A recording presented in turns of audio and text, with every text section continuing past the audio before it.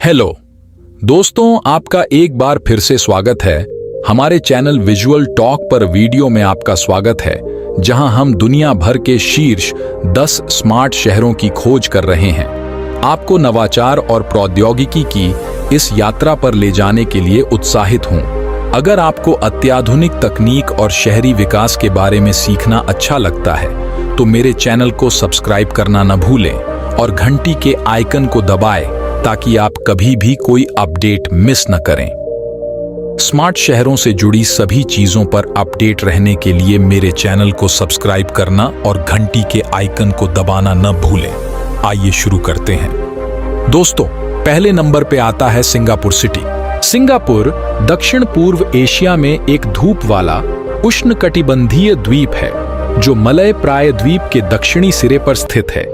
यह लगभग 275 वर्ग मील में फैला है, जो रोड आइलैंड राज्य से भी छोटा है, और यहाँ 5 मिलियन से ज्यादा लोग रहते हैं, जिनमें से निवासी आबादी में 4 प्रमुख समुदाय शामिल हैं: चीनी, मलय, भारतीय और यूरेशियन।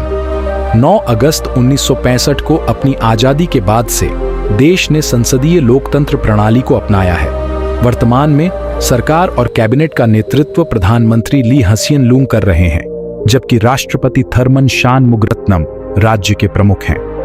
दक्षिण पूर्व एशिया में आदर्श रूप से स्थित, जहां से बाकी क्षेत्र बस एक छलांग और एक छलांग की दूरी पर है, सिंगापुर एक संपन्न महानगर है जो विश्व स्तरीय बुनियादी ढांचा, एक पूरी तरह से एकीकृत द्वीपव्यापी परिवहन नेटवर्क, गतिशील व्यावसायिक वातावरण, जीवंत रहने की जगह और एक समृद्ध संस्कृति प्रदान करता है, जो सिंगापुर के 4 प्रमुख समुदायों से काफी हद तक प्रभावित है, जिनमें से प्रत्येक संस्कृति, धर्म, भोजन, भाषा और इतिहास के संदर्भ में सिंगापुर में जीवन के अलग अलग दृष्टिकोण पेश करता है।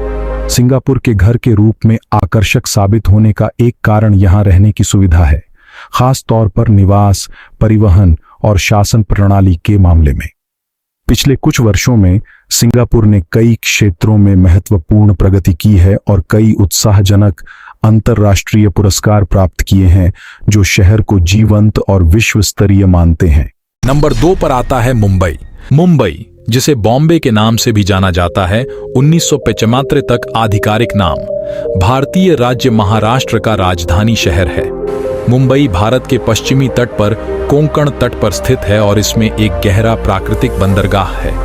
2008 में मुंबई को अल्फा वर्ल्ड सिटी का नाम दिया गया था। ये भारत का सबसे धनी शहर भी है और भारत के सभी शहरों में यहाँ सबसे ज्यादा करोड़पति और अरबपति हैं। मुंबई का गठन करने वाले 7 द्वीपकोली लोगों की मछली पकड़ने वाली कॉलोनियों के समुदायों के घर थे। सदियों तक द्वीप पुर्तगाली साम्राज्य और उसके बाद ईस्ट इंडिया कंपनी को सौंपे जाने से पहले लगातार स्वदेशी साम्राज्यों के नियंत्रण में थे। जब 1661 में इंग्लैंड के चार्ल्स द्वितीय ने कैथरीन ऑफ ब्रैगेंजा से शादी की और उसके दहेज के हिस्से के रूप में चार्ल्स को टैंजियर और बॉम्बे के 7 द्वीपों के बंदरगाह मिले। 18वीं शताब्दी के मध्य में बॉम्बे को हॉर्नबी वेलार्ड परियोजना द्वारा नया रूप दिया गया, जिसने समुद्र से 7 द्वीपों के बीच के क्षेत्र को पुनः प्राप्त करने का काम किया। प्रमुख सड़कों और रेलवे के निर्माण के साथ साथ 1845 में पूरी हुई पुनर्ग्रहण परियोजना ने बॉम्बे को अरब सागर पर एक प्रमुख बंदरगाह में बदल दिया। 19वीं सदी में बॉम्बे की पहचान आर्थिक और शैक्षिक विकास से थी। 20वीं सदी की शुरुआत में यह भारतीय स्वतंत्रता आंदोलन का एक मजबूत आधार बन गया। नंबर 3 पर आता है न्यूयॉर्क। न्यूयॉर्क 5 नगरों ब्रुकलिन, ब्रॉन्क्स, मैनहट्टन, क्वींस और स्टेटन आइलैंड से बना है। यहाँ 8.4 मिलियन लोग रहते हैं, जो 200 से ज्यादा भाषाएं बोलते हैं, दुनिया के हर कोने से आते हैं और साथ मिलकर दुनिया के सबसे गतिशील शहर की आत्मा और दिल है। न्यूयॉर्क शहर प्रौद्योगिकी से लेकर परिवहन, वित्तीय सेवाओं, फैशन, स्वास्थ्य सेवा और शिक्षा तक के उद्योगों में वैश्विक नेता है। शहर की अद्वितीय सांस्कृतिक संस्थाओं का अनुभव करने, हमारे विश्व प्रसिद्ध पार्कों में जाने और हमारे 24,000 से ज्यादा रेस्तरां में भोजन करने के लिए हर साल 52 मिलियन से ज्यादा लोग NYC आते हैं। शहर की सरकार, जिसका नेतृत्व एक मेयर और 51 सदस्यों की परिषद करती है, 300,000 से ज्यादा सिविल सेवकों को नियुक्त करती है, जिसमें पुलिस अधिकारी, अग्निशमन कर्मी, शिक्षक, डॉक्टर, नर्स, कलाकार और इंजीनियर शामिल हैं। यह सुनिश्चित करने के लिए काम करते हैं कि शहर सार्वजनिक सुरक्षा, सार्वजनिक स्वास्थ्य और अवसर को बढ़ावा दे। न्यूयॉर्क के लोग मेयर, नगर अध्यक्ष, नगर परिषद के सदस्य, सार्वजनिक अधिवक्ता और नियंत्रक का चुनाव करते हैं। ये अधिकारी सामूहिक रूप से शहर की सरकार की देखरेख के लिए जिम्मेदार हैं, या तो सीधे या अपने नियुक्त लोगों के माध्यम से। सिटी चार्टर प्रत्येक अधिकारी या निकाय के अधिकार को परिभाषित करता है, जिसमें सामुदायिक बोर्ड और उनके बीच संबंध शामिल हैं। नंबर 4 पर आता है टोक्यो। टोक्यो, जापानी टोक्यो पूर्व में 1868 तक एदो के नाम से जाना जाता था। शहर की कुल जनसंख्या 9,783,976 है और कुल क्षेत्रफल 36,114,176 के साथ जापान की राजधानी है। यह देश का सबसे बड़ा शहर है और टोक्यो खाड़ी के शीर्ष पर पूर्व मध्य होन्शु में स्थित है। प्राचीन काल से ही इस स्थान पर लोग रहते आ रहे हैं। 1603 में एदो तोकुगावा काल की शुरुआत में तोकुगावा शोगुनेट की राजधानी बनने से पहले एदो का छोटा मछली पकड़ने वाला गांव सदियों तक वहां मौजूद था। 19वीं सदी तक यह दुनिया के सबसे बड़े शहरों में से एक था, जिसकी आबादी 1,000 से अधिक थी।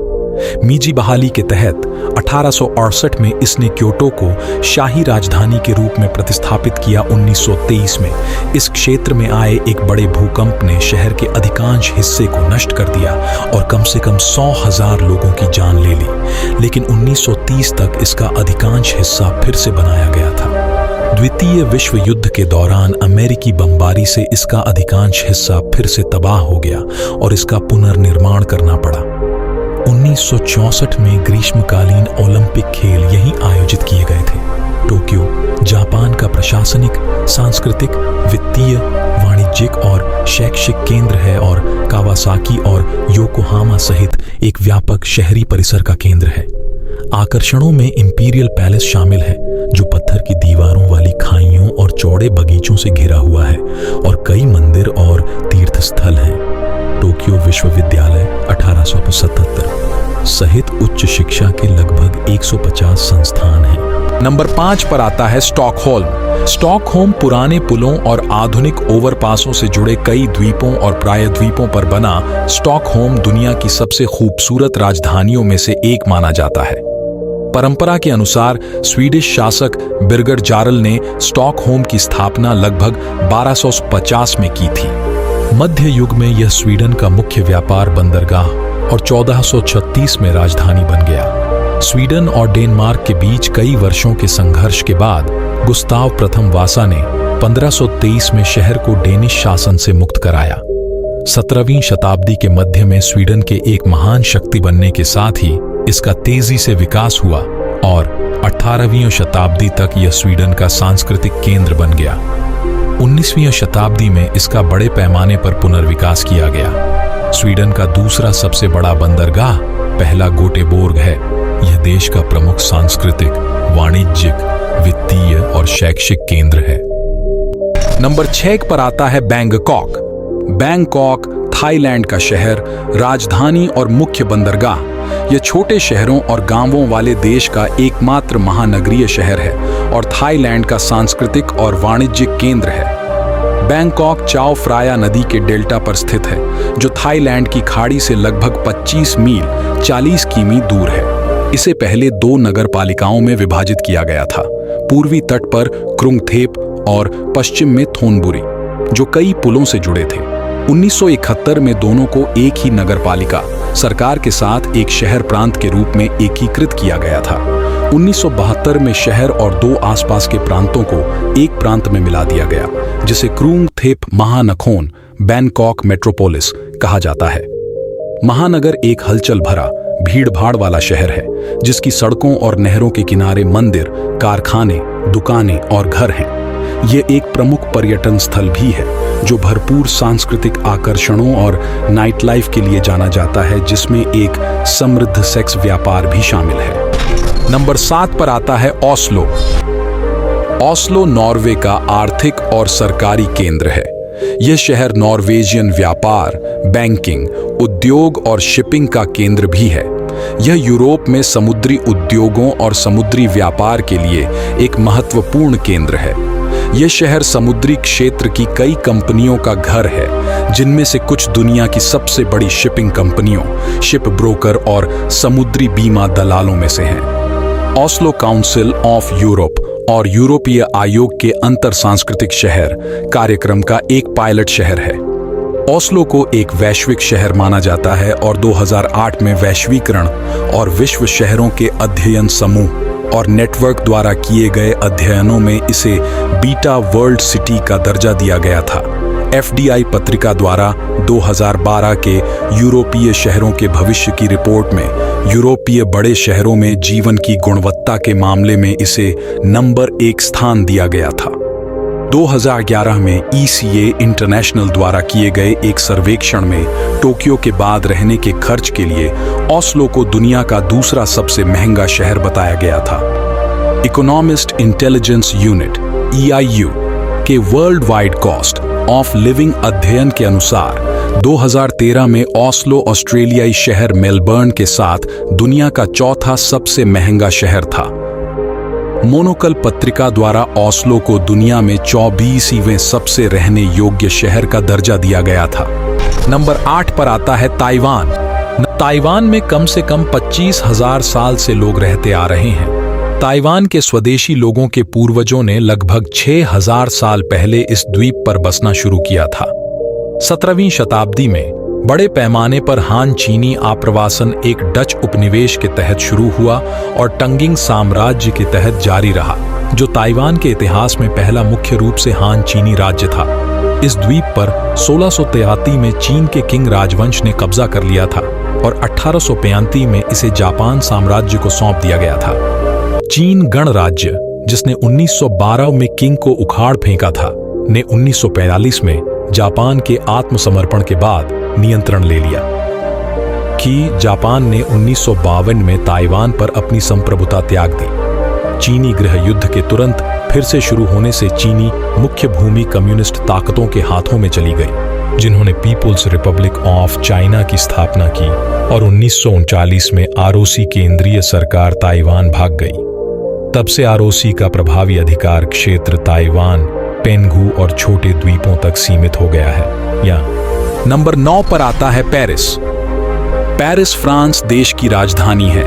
यह लंबे समय से पश्चिमी यूरोप के संस्कृति और व्यापार के प्रमुख केंद्रों में से एक रहा है। दुनिया के कुछ महान कलाकार, लेखक, विद्वान, फैशन डिजाइनर और शेफ पेरिस में रह चुके हैं। यह शहर अपनी खूबसूरती के लिए भी मशहूर है। सीन नदी शहर के बीच से होकर बहती है। पेरिस में कई मशहूर जगहें हैं। एफिल टावर की ऊंची ऊंची कर्व्स को दूर से ही देखा जा सकता है। यह शहर का प्रतीक बन गया है। आर्क डी ट्रायम्फे सेना का सम्मान करने वाला एक बड़ा मेहराब है। नोट्रे डेम का गिरजाघर 1100 से 1300 के दशक के बीच बना एक चर्च है। यह रंगीन कांच की खिड़कियों और अपने ऊंचे पत्थर के मेहराबों के लिए जाना जाता है। 2019 में भीषण आग लगने से गिरजाघर को भारी नुकसान पहुंचा था, लेकिन शहर ने चर्च के पुनर्निर्माण की योजना बनाई। पेरिस के कई संग्रहालयों में सबसे महत्वपूर्ण लॉवर है। इसमें लियोनार्डो दा विंची की पेंटिंग, मोनालिसा सहित कला का एक विशाल संग्रह है। कई बड़ी कंपनियों का मुख्यालय पेरिस में है। यह एक प्रमुख बैंकिंग केंद्र है। पर्यटन, सरकार, बीमा और अन्य सेवा उद्योग भी अर्थव्यवस्था के लिए महत्वपूर्ण हैं। शहर की फैक्ट्रियां कपड़े, गहने और सौंदर्य प्रसाधन बनाती हैं। दोस्तों, आखिरी में आता है London. London United kingdom UK की राजधानी है और इसका सबसे बड़ा शहर है। यह UK में सबसे अधिक आबादी वाला शहर भी है। इसकी आबादी 9 मिलियन से कुछ कम है। यह शहर आबादी और क्षेत्रफल के हिसाब से पश्चिमी यूरोप का सबसे बड़ा शहर है। टेम्स पर लंदन तब से एक केंद्रीय शहर रहा है जब से इसे रोमनों ने 2 सहस्राब्दी पहले लॉन्डिनियम के रूप में स्थापित किया था। रोमनों ने टेम्स नदी पर पुल बनाया और लॉन्डिनियम को देश के बाकी हिस्सों से जोड़ने के लिए एक सड़क नेटवर्क बनाया। लंदन का मूल शहर केंद्र। लंदन शहर इंग्लैंड का सबसे छोटा शहर है। 2011 में 1.2 वर्ग मील 2 नन्हे किमियों के क्षेत्र में 7,775 निवासी थे। लंदन शब्द का उपयोग उस शहरी क्षेत्र के लिए किया जाता है जो इस शहर के केंद्र के आसपास विकसित हुआ है। यह क्षेत्र लंदन का क्षेत्र बनाता है। लंदन के मेयर और लंदन विधानसभा के नेतृत्व में ग्रेटर लंदन प्रशासनिक इकाई। लंदन दुनिया के सबसे महत्वपूर्ण राजनीतिक, आर्थिक और सांस्कृतिक केंद्रों में से एक है।